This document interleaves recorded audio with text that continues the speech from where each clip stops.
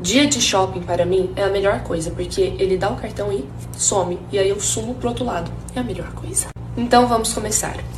Essa sandália que vocês já estão cansadas de ver e é a minha favorita. Vai, pai. O preço dela? O preço. R$1.000. Pai, pode estar alto. Mais? Mais. 2.000? Mais um pouquinho. 3.000. Não, pai, você vai se decepcionar. Vai, agora chuta bem alto mesmo. O valor de uma sandália, pai. O valor de uma sandália é R$500. Vai! 5.000 por causa do brilhinho? Eu conto vocês. 15.000. 15.000? Uma sandália?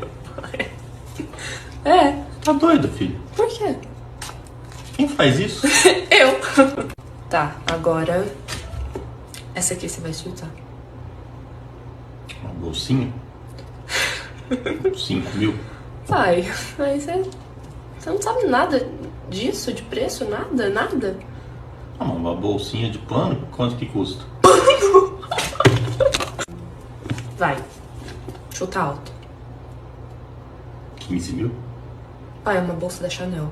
Ah, não faço ideia. Você não vê isso? Você não fica sabendo? 20.000? Você não vê a fatura do cartão? Não. Geralmente não, pra não passar raiva. Pode falar? Pode falar. 42.000. Ah, não, Júlio. Vou tomar o cartão. Por quê? Muito sem Mas noção. olha que linda. Não é sem noção, ela é bonita, Não, pai. 40.000 pesos num carro, filho. Mas é uma bolsa.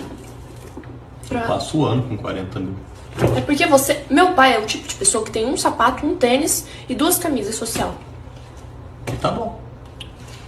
Esse item eu acho que ele vai errar bastante o preço, porque... Eu acho que ele vai errar. Um casaco da Moncler, edição ilimitada, era o único que veio pro Brasil e eu comprei. Chuta. Que legal. Quando reclamas de tua mordomia, teu irmão sonha com um pedaço de pão. Enquanto dormes em berço de ouro, teu irmão se deita em trapos imundos. Mas como somos egoístas e nos dedicamos em vão, todos nós vivemos em buracos profundos. E nós sabemos que existe diferença entre o bem e o mal. Mas por que a diferença entre ricos e pobres?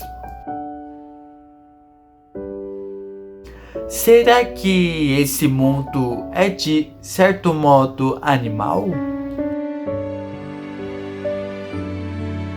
Onde prevalece a lei do mais forte? Queremos sim um mundo melhor. Mas melhor para quem? Para o que sobrevive de seu suor? Ou para o que só perde e depois diz amém?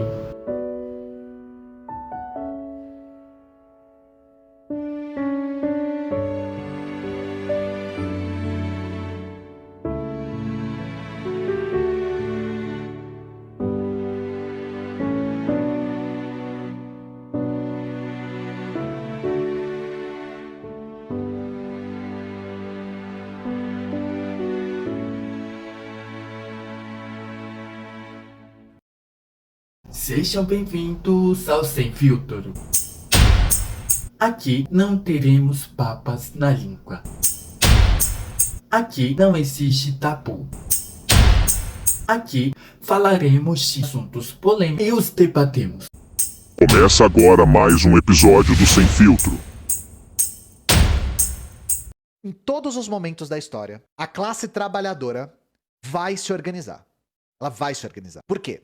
Você não precisa chegar num trabalhador e explicar pra ele que ele é explorado. Ele sabe que ele é explorado. Então, a classe costuma se organizar de maneira espontânea. Os sindicatos são espontâneos. As associações de trabalhadores são espontâneas. Os sovietes foram espontâneos.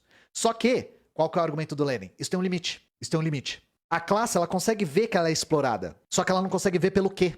Por quê? O capitalismo é uma estrutura. Você não consegue chegar pro trabalhador e apontar e falar o capitalismo mora ali, ó. O capitalismo é uma abstração. Ele é uma síntese. Enquanto a classe trabalhadora não perceber que ela está numa coisa chamada capitalismo, a sua emancipação fica impedida. E a luta se resume, segundo Lenin, só em pautas econômicas. Melhoria de salário, melhoria de condição de trabalho, redução de jornada de trabalho, mais direitos de trabalho, mas nunca a transformação do sistema capitalista. Porque a classe, ela tá sendo explorada e ela não consegue enxergar essa dinâmica. Não porque ela é burra, mas porque ela é explorada. E aí é por isso que o Lenin diz que é necessário um partido organizado de vanguarda. A vanguarda, nesse sentido, é uma organização com uma disciplina rígida, férrea e voluntária que tem os melhores quadros da classe trabalhadora. E aí essas pessoas devem ser armadas com uma teoria revolucionária. Isso é fundamental. O Lenin tem a frase clássica: sem teoria revolucionária não há ação revolucionária. Teoria e ação devem andar de mãos juntas. Ação sem teoria é aventureirismo.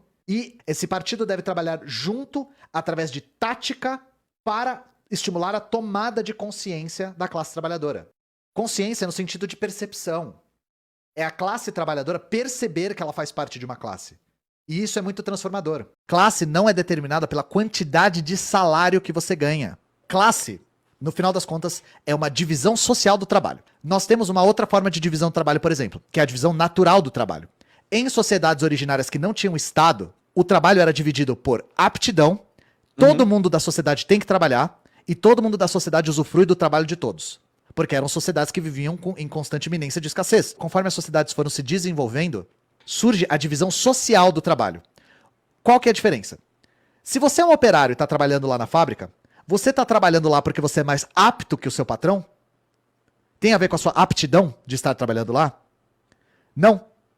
Você está trabalhando lá porque você não detém aquele meio de produção. Isso é uma divisão social. O que divide você e o patrão é social e não é natural no que diz respeito a eu tenho aptidão para fazer tal coisa, então eu faço. A divisão social é uma divisão que depende da estrutura da sociedade. E aí a nossa sociedade, ela é dividida em classes a partir da posição que você ocupa no processo produtivo. E isso é muito importante porque aquela divisão de classes do IBGE confunde a galera. As pessoas acham que classe é A, B, C, D, E. Não é disso que a gente está falando. Para o Marx, classe não é isso. Classe não é determinada pela quantidade de salário que você ganha. Classe é determinada pela posição que você ocupa no processo produtivo. Então, se você vende a sua força de trabalho, você é proletário. Se você detém meio de produção e não vive da sua força de trabalho, você vive de lucro, vive de renda, você é burguês, mesmo se você ganhar um salário muito alto. E por que que é importante? Isso quer dizer que a pessoa que ganha 100 mil de salário e a pessoa que ganha um salário mínimo são iguais? Não. Quer dizer que eles pertencem à mesma classe. E por que que isso é importante? Porque a pessoa que ganha 100 mil de salário não é a raiz do problema.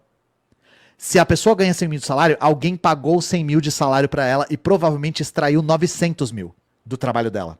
Essa divisão de classes é importante. A burguesia tem consciência de classe, falta só você ter a sua e descobrir de qual você é, né? Fizeram uma pergunta interessante, que é o que é privatização? E às vezes a gente se perde tanto na complexidade que esquece de explicar o simples. Então eu vou responder isso, mas não só. Eu vou responder o que é privatização e vou responder também por que a gente é contra. Então vamos lá. Privatização nada mais é do que a venda de uma empresa ou de uma instituição pública para iniciativa privada. Pode ser um serviço, pode ser uma fábrica, pode ser um conjunto de fábricas, pode ser um espaço. E por que que nós, comunistas, somos veementemente contra? Então eu vou dar alguns pontos para vocês aqui. Frequentemente, essas vendas são feitas abaixo do preço de mercado. Eu dou um exemplo. A Eletrobras foi vendida por mais ou menos metade do preço de mercado dela. Isso é mais recente só. Segundo, frequentemente depois de um processo de privatização, acontecem demissões em massa. Um caso muito emblemático é o caso das siderúrgicas da década de 90. Então, Usiminas, CSN, Cosipa, Cesita, Açuminas, CST. Na década de 90, todas essas empresas demitiram 35 mil funcionários no total. Outra coisa é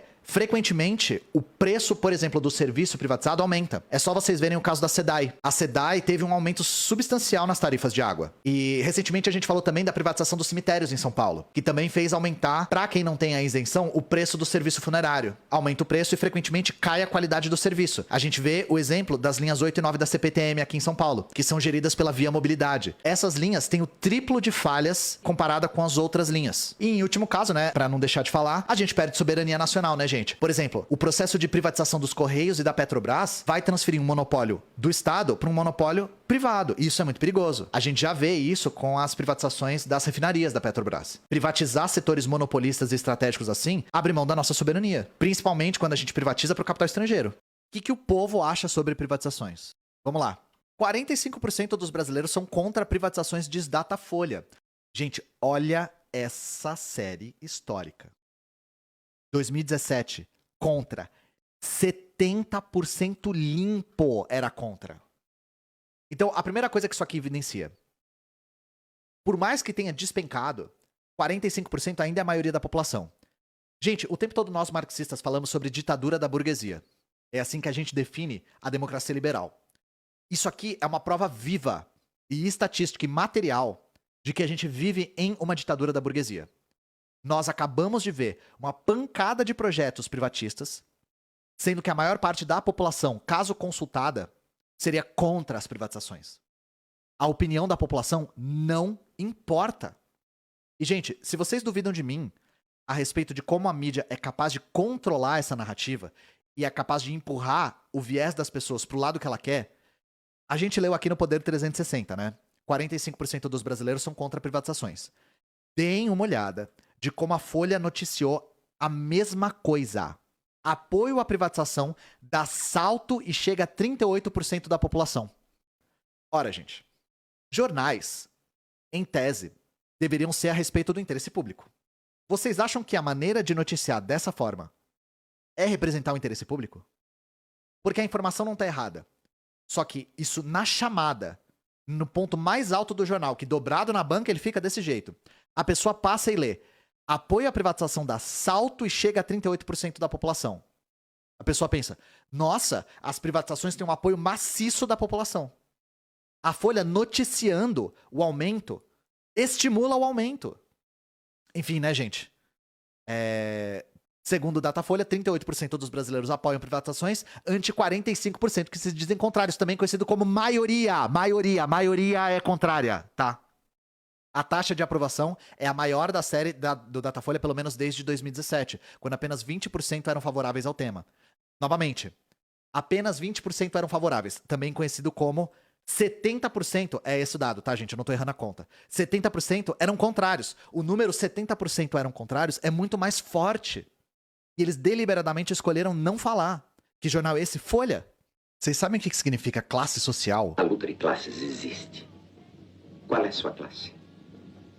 Vamos, diga. Você pode pensar, fácil. Quem ganha um salário mínimo é classe DE e quem ganha 100 salários mínimos é classe A. Só que hoje eu queria apresentar pra vocês a concepção de classe pra teoria marxista. E na teoria marxista, o critério não é quantidade de dinheiro. Pra nós marxistas, classe é determinada pela posição que você ocupa no processo produtivo. Inclusive, essa é uma das grandes contribuições do Marx. O Marx não olha só pra circulação e pra distribuição da riqueza, mas ele olha pra produção da riqueza. Então, o critério, tipo do IBGE, que é classe A, B, C, D, E, é a distribuição de renda. Enquanto para o Marx o critério é a relação que as pessoas têm com a produção das mercadorias. E segundo esse critério, nós temos duas classes fundamentais: burguesia e proletariado. Na esfera da produção, os burgueses são os que detêm os meios de produção. E os proletários são aqueles que não detêm nada além da sua força de trabalho e são forçados a vender essa força de trabalho a preço de mercado, em troca de salário. Inclusive, essa é uma das bases do capitalismo, é a separação entre quem detém o que é necessário para o trabalho e quem executa o trabalho. Então é bom lembrar que para nós marxistas, classe não é determinada pela profissão que você exerce, não é determinada pela quantidade de dinheiro que você ganha e muito menos é uma identidade autodeclarada. Classe é uma categoria material, ela tem a ver com as relações de produção de uma determinada sociedade na história. Ou seja,